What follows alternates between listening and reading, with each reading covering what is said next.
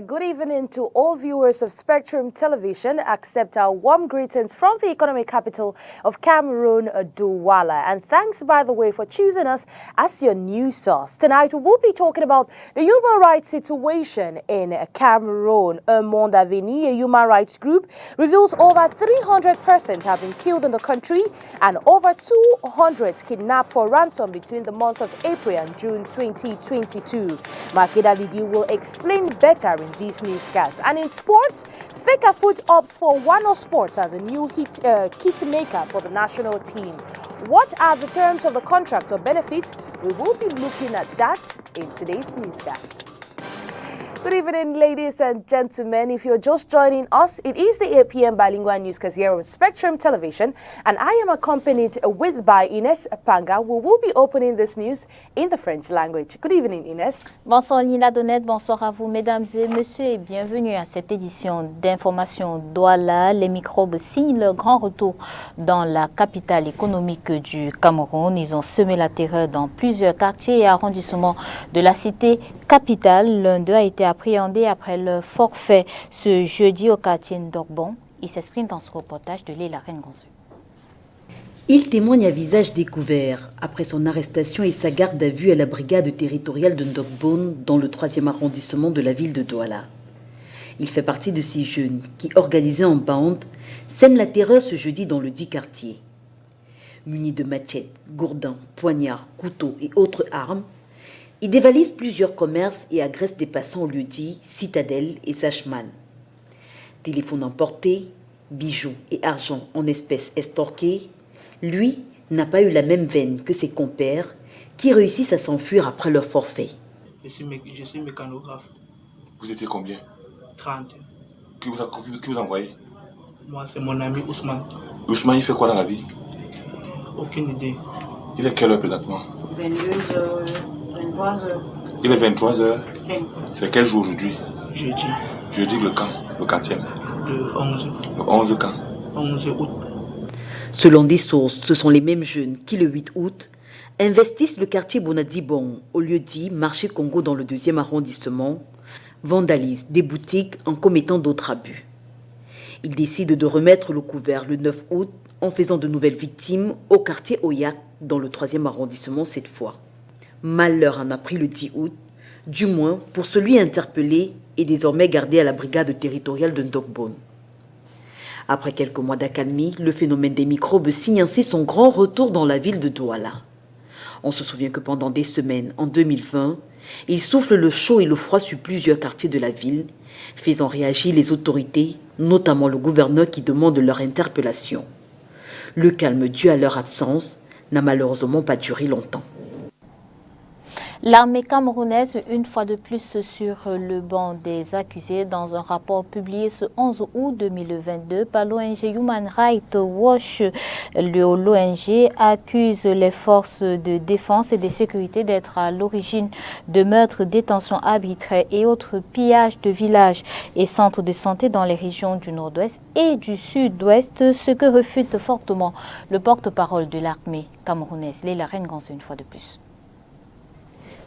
Human Rights Watch, ses financiers et commanditaires ont leur objectif inavoué à atteindre au Cameroun. Il s'agit d'un agenda particulièrement sombre et malheureux connu des Camerounais. Nous avons les nôtres, protéger notre pays et ses institutions. Il s'agit d'un devoir sacré, accompli avec honneur, fidélité et loyauté par les forces de défense et de sécurité. Ainsi réagit le porte-parole de l'armée camerounaise, le colonel Cyril Atonfak, contacté par STV après le dernier rapport de l'ONG Human Rights Watch. Publié ce 11 août 2022, le rapport accuse l'armée camerounaise d'avoir sommairement tué au moins 10 personnes, brûlé 12 maisons, détenu arbitrairement au moins 26 personnes, fait disparaître de force quelques 17 personnes, détruit et pillé des centres de santé. Des exactions qui auraient été commises entre le 24 avril et le 12 juin 2022, alors qu'il est attendu de l'armée la protection des populations face aux menaces des groupes séparatistes. Cette année, malheureusement, nous avons documenté plusieurs abus commis par les forces nationales, y compris les maisons brûlées, l'exécution extrajudiciaire des civils, les détentions arbitraires et les gens portés disparus. Donc, nous, à Human Rights Watch, nous avons encore une fois demandé les autorités camerounaises de lancer des enquêtes. Face à ce qu'ils considèrent comme des abus, Human Rights Watch demande aux autorités camerounaises de mener des enquêtes crédibles, transparentes et impartiales, mais plus loin, de poursuivre les auteurs de ces abus en justice. Entre les mois d'avril, mai et juin dernier, plus de 300 personnes ont été tuées au Cameroun et près de 200 ont été enlevées avec des demandes de rançon ainsi que de nombreux cas d'incendie ont été recensés. C'est ce qui ressort du rapport de l'ONG Un Monde à venir présenté ce vendredi 12 août 2022 à Douala, rapport trimestriel qui porte sur la situation des droits de l'homme au Cameroun. Reportage Makeda Lidinuto. Face à la presse ce 12 août à Douala, le coordinateur de l'ONG Un Monde à venir a tenu à faire cette précision d'emblée. Je crois que je ne veux pas commenter le rapport de Human Rights Watch parce que nous avons le nôtre qui indique également qu'il y a eu plusieurs exactions dans le nord-ouest et le sud-ouest. Et si vous regardez, vous allez voir qu'il y a eu effectivement des cas de tuerie, n'est-ce pas, dans ces régions-là, des cas d'incendie, des cas d'arrestation, n'est-ce pas, et des détentions arbitraires. Donc, nous collaborons évidemment avec Human Rights Watch. Nous partageons les informations. Et je vous recommande plutôt de regarder celui que nous avons diffusé aujourd'hui, qui a des détails. En effet, au cours des mois d'avril, mai et juin 2022, la situation des droits de l'homme au Cameroun demeure critique, notamment dans les régions du nord-ouest et du sud-ouest, selon l'ONG. La réalité, c'est que les exactions continuent dans les régions du nord-ouest et du sud-ouest. C'est une réalité. La réalité, c'est qu'il y a toujours des incendies de maisons dans cette localité. Et vous verrez dans le rapport que nous sommes rendus aujourd'hui à plus de 300 personnes tuées dans ces localités-là. Et nous sommes en période d'accalmie. Vous réalisez que dans une période où on pense que tout est arrêté, tout se porte désormais bien, on peut avoir, n'est-ce pas, aujourd'hui comptabilisé plus de 300 personnes tuées et plus d'une centaine de maisons brûlées, incendiées. Et les arrestations, plus de 200 cas d'arrestation recensés. Donc vous voyez que la situation n'est pas si calme que ça dans ces deux régions-là. De même, le rapport trimestriel sur la situation des droits de l'homme au Cameroun fait également état d'au moins 4 cas d'arrestation illégale, 6 cas de violation des libertés d'expression, de presse, de réunion et de manifestations publiques. We still talk on the human rights situation in Cameroon. Speaking on the status of a human rights defender, Barrister Agbo Bala calls on the government and separatist fighters to come to a consensus regarding the crisis plaguing the northwest and the southwest region. He even went further as to cite the adage, when two elephants fight, it's the grass that suffers. And in this case, it's the inhabitants, the Cameroonians, that suffers. Let's go listen to this interview as prepared by Makeda Lidia Nunu Futwe. Well, unfortunately, we are dealing with a government that is deaf, that is dumb, that is mute, and that doesn't reason with the population. To them, they have the Napoleonic version that it's force, force, force. Unfortunately, they don't involve civil society, and if they want to involve civil society and the press, they would involve the civil society and the press that they like. So it makes it very difficult. But we as citizens also, we have our own responsibility. We need to keep on engaging our government. We need to keep on knocking the door. We need to keep on reminding them that this country, all of us have a vested interest. And the only way we can come out from it is for us to individually and collectively, but equally, not only the government, we know our friends and brothers also who have taken up arms against the state, because it takes both two parties to try to find a solution. We need to be honest to engage the people who have taken up arms against the state also, for them to realize that nobody would win through military action. that we would end up on a table, and that both parties have to make concession. If you are talking about separation and this person is talking about the decentralized unitary state, how do we come to the middle? How do we come to a situation where it will be a win-win? It will be a win-win thing. The way it's going, nobody would win. And as they say in English, when the two elephants fight, it's the grass that suffers. The civilian population is the grass. But also, I think civil society and the press, we should not stop. We should engage them. We should report their atrocities. We should condemn them, and we should recommend to them to understand that dialogue could be the only solution. We now talk another story where some newly recruited student gendarmes for the 2022 contingent have been dismissed for fake certificates by the Minister of Defense, Joseph Betty Asomo. Katran Konet tells us more in this report. The minister delegates at the Presidency of the Republic in charge of the Defense Forces, Joseph Betty Asomo, has dismissed some 1,000 student gendarmerie officers for the possession of fake certificates. In a letter signed on Wednesday, August 10, 2022 by the Defense Boss, his decision to lay off the newly recruited students in the Defense Forces indicated that they had filed in fake certificates during their recruitment process. The student gendarmerie officers who were dismissed were already undergoing training in the various army camps across the country. It should be recalled that this is not the first time the Minister of Defense is dismissing military officers with fake certificates.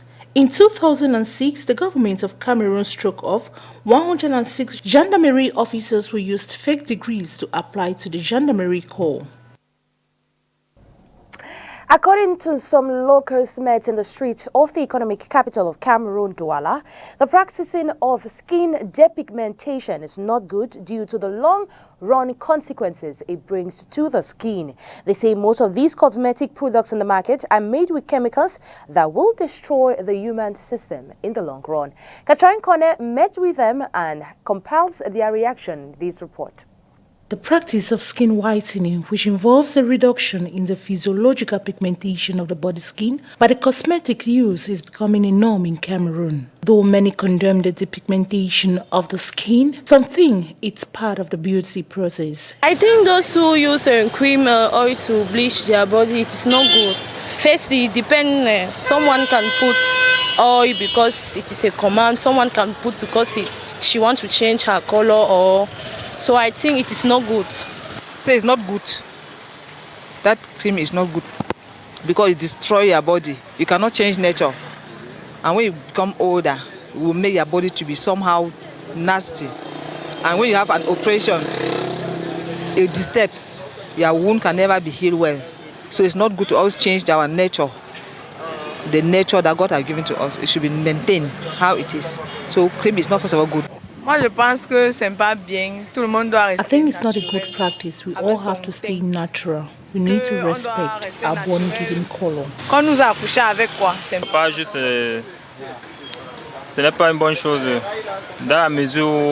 my part, I think the pigmentation is not good because in the long run, it tends to destroy the body. Those bleaching products are mostly prescribed to girls with natural colors. Skin bleaching is a scam because it has led to the creation of fake and dangerous cosmetic products. Ça consiste à créer des produits frelatés et... For me, it depends on each individual. Because it is an individual that knows what is good for his or her body. There are people who would like to ameliorate their skin color, so in the process they go in for bleaching products. The desire to have a brighter and uniform body color has in many cases been advanced as a reason for the practice of skin bleaching. Dermatologists have however condemned the practice, stating the consequences are far-reaching. Le ministre des Travaux publics prescrit à ses collaborateurs le respect de l'éthique dans l'exécution de leur mission. Emmanuel Ganundjoumessi s'est exprimé ce jour au cours de la cérémonie d'installation du personnel nouvellement nommé dans ses services. Détails dans ce reportage d'Olivier Bouzic.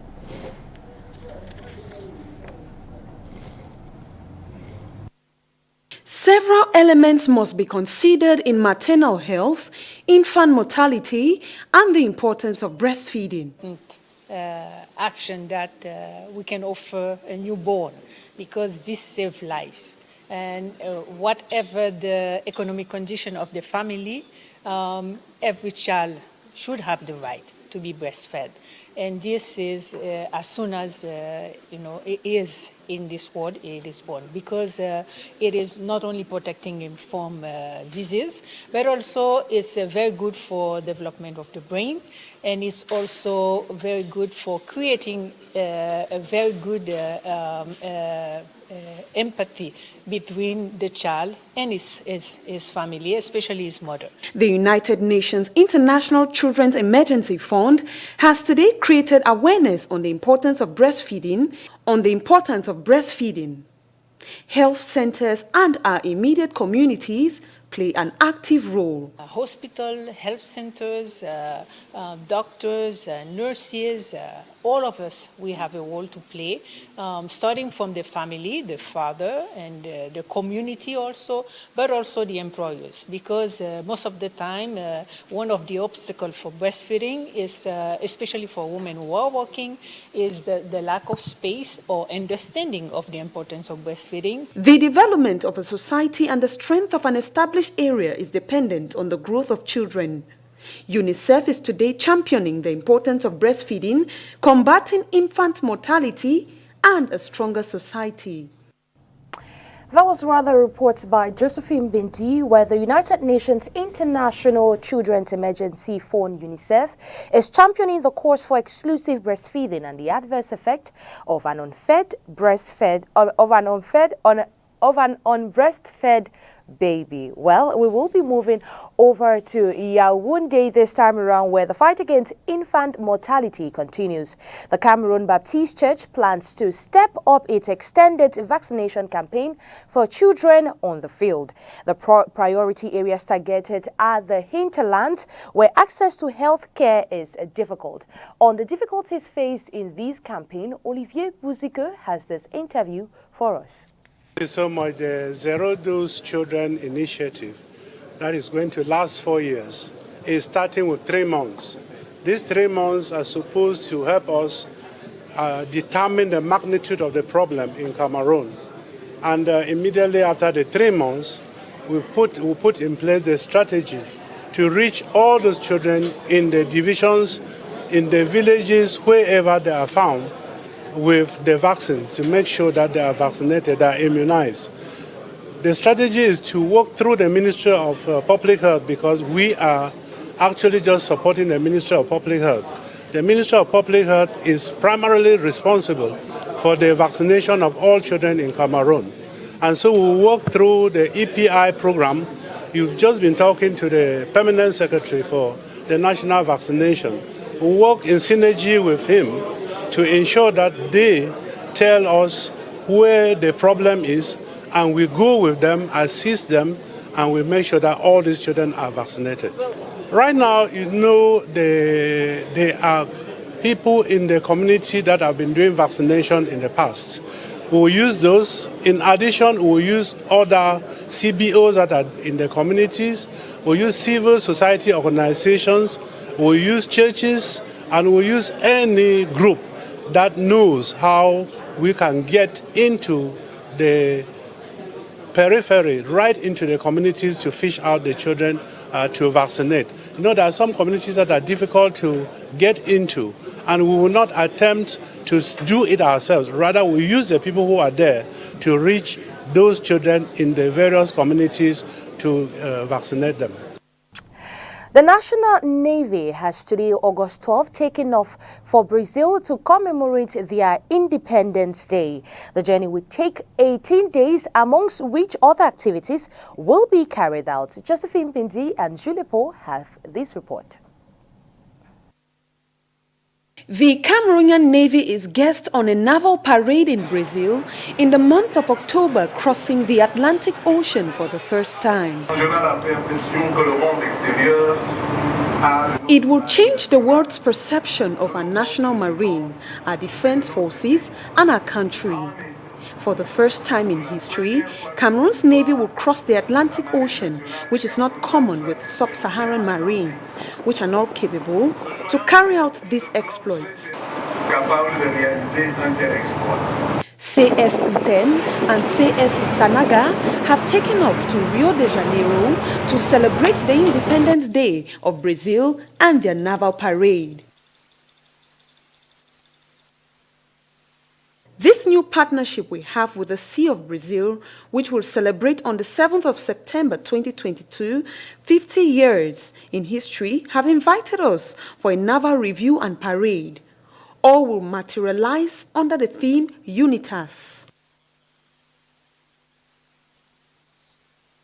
Crossing the Atlantic Ocean for the first time will take both ships 18 days across the Atlantic Ocean.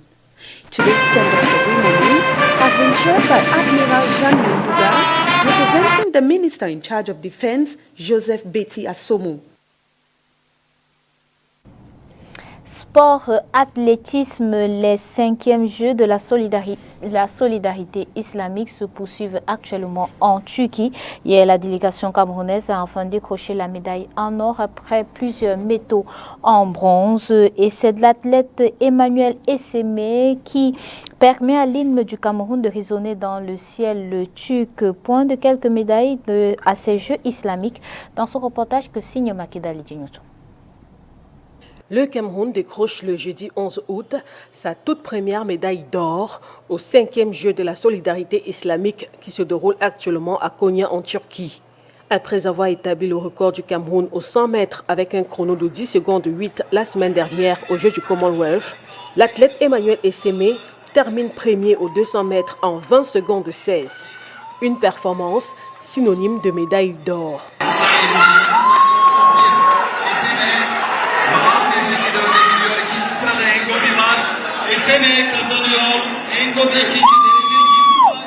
J'ai donné tout, je me suis donné à fond pour pouvoir avoir cette médaille. Hier, je suis venu, je ne voulais pas blaguer à série. Je me suis dit, bon, pour seulement avec mon coach, on s'est dit il faut courir pour pouvoir battre le coach du Cameroun. C'est ce qui a été fait.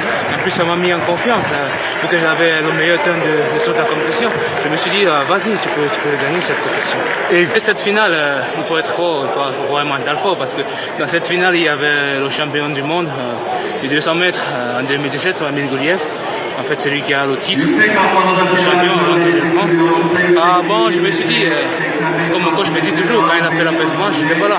Maintenant, je suis là, il faut que je me prouve, il faut que je parvienne à exécuter ma course bien et maintenir l'endurance. Emmanuel Essemé rejoint au tableau des médaillés camerounais Linda Angounou, médaillée de bronze aux 400 mètres haies, Nora Monet Hatim, également médaillée de bronze au lancer des disques dames. Rappelons qu'en tennis de table, Sarah Anfou, médaillée de bronze, est l'athlète qui a offert pour la toute première fois dans ces Jeux le précieux métal à la délégation camerounaise. Still in sports, and this time around to one of our lead stories. All Fecafood pens down a 3-year deal with third-generation manufacturing textile, Wano Sports. The former announces their partnership today, terming it as one of the most lucrative deals in the football history of the Indomitable Lions. Let's go listen to this report.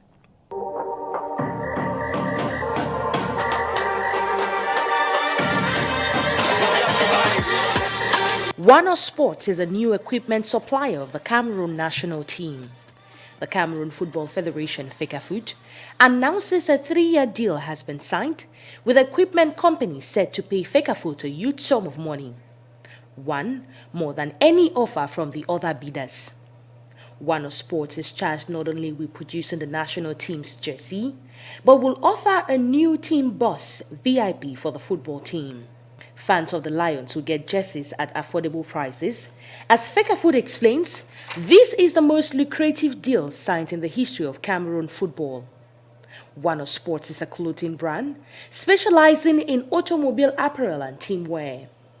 The brand has worked with the Panasonic Jaguar Formula E team and Jaguar One Pace A Trophy team. Their products are designed in Europe and manufactured in China. Sports draws the curtains on tonight's edition of the 8 p.m. Bilingue newscast here on Spectrum Television. Do have a wonderful weekend in the company of our programs. Good night to you, Inès Pangang. Bonsoir à vous, Onila Dounet. Bonsoir, mesdames et messieurs. Merci d'avoir été des nôtres. Bon week-end.